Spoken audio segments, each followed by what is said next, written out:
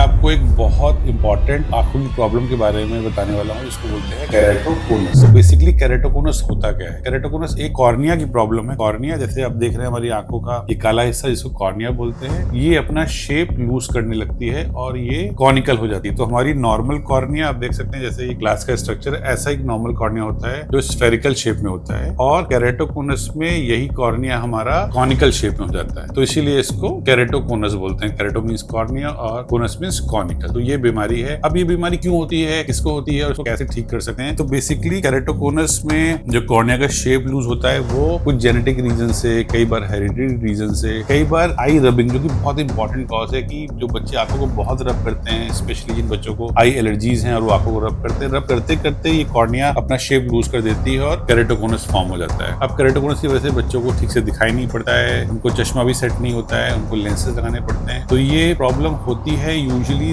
12 से 14 साल की एज में स्टार्ट होती है और 20 साल तक जाके ये प्रॉब्लम पीक कर जाती है, मतलब बहुत बढ़ जाती है। तो अब केरेटोकोनस को कैसे ठीक कर सकते हैं? तो जो भी कॉर्निया का शेप खराब हो चुका है उस शेप को वापस से स्फेरिकल करना या फ्लैट करना तो बहुत मुश्किल काम है। हाँ, एक प्रोसीजर है जिससे हम इस बीमारी को उसी स्टेज पे रोक सकते हैं। उस प्रोसीजर का नाम है कोलेजन क्रॉस लिंकिंग। तो कोलेजन क्रॉस लिंकिंग एक तरीके का अल्ट्रावायलेट लाइट ट्रीटमेंट है आंखों का, जिससे कॉर्निया की स्ट्रेंथ बहुत बढ़ जाती है और कॉर्निया अपना शेप लूज करना रोक देता है। तो कॉर्निया जहां पे वहीं पे प्रॉब्लम रुक जाती है और फिर हम पेशेंट को ग्लासेस या कॉन्टेक्ट लेंसेज देके उसका विजन भी इंप्रूव कर सकते हैं। तो ये हो गया केरेटोकोनस की बात। अब कुछ केसेस ऐसे होते हैं जो कि बहुत एडवांस हो चुके हैं, जिन्होंने टाइम पे दिखाया नहीं है और बीमारी इतनी बढ़ चुकी है कि क्रॉस लिंकिंग भी नहीं करते। उन पेशेंट में क्या कर सकते हैं? उन पेशेंट्स में हम लोग आईसीएल लेंसेज डाल सकते हैं। अगर बीमारी और नहीं बढ़ रही है तो आईसीएल से उसको ठीक कर सकते हैं। क्रॉस लिंकिंग करने के कुछ एडवांस तरीके आ गए हैं लेजर्स के थ्रू, उसके अंदर कुछ नेचुरल कॉर्निया का टिश्यू डाल के एडिशन करके हम लोग उसको मैनेज कर सकते हैं। और अगर कोई ऐसा पेशेंट जिसका इतना प्रॉब्लम बढ़ गया है कि अब कोई भी तरीका नहीं बचा है, तो उन पेशेंट्स में हम लोग ट्रांसप्लांट करके उनकी कॉर्निया को चेंज कर सकते हैं और उनको एक हेल्दी और अच्छा विजन फिर से दे सकते हैं। तो ये रही टोटल केरेटोकोनस की बात। अब सबसे इंपॉर्टेंट बात है कि अगर आपका बच्चा भी आई रब करता है या उसका चश्मा बार बार चेंज हो रहा है, तो ये केरेटोकोनस के साइन है, उसको जरूर चेकअप के लिए लाएं, जिससे हम पेशेंट को का